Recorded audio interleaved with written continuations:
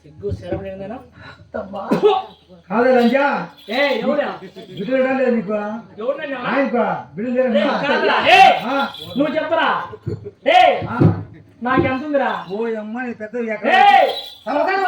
సంవత్సరము 33 జీతం కదా 66 మంది కూలి వాళ్ళు 7 మంది కొడుకులు 6 మంది కోడాళ్ళు లాస్ట్ వచ్చి మోస్తపది నేను రాలా ఆయన తినేచ్చా నేను చేయలేదు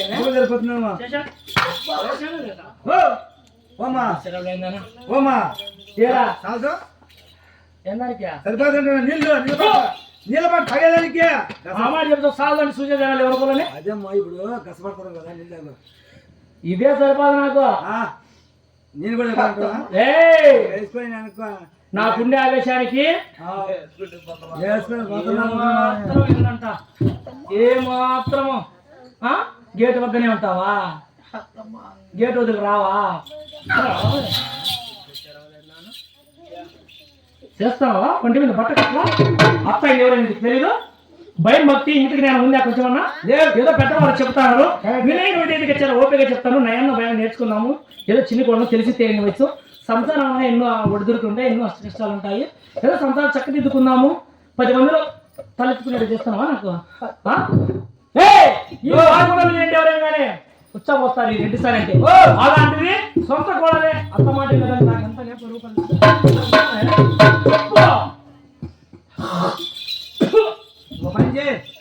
తలెత్తి తీసుకొని తలెత్తి పైకి కత్తి తీసుకొని 2 మాటలు చెప్పు దానికి దానంతా నేను చూస్తా రెడీ చేసుకోవాలి దానికది చెప్పు. అన్నయ్య యాళ్ళు నోడ్చాను కాదు బాబు. అత్తమ్మ కొడుతుందన్నయ్య. అత్తం కొత్తాను అంటే అట్లా అట్లా ఏమంటారు ఎత్తుకో అత్త మాట వినలేదండి. కొడుతుందన్నయ్య. కొడతానంట ఏమన్నా శివ శివ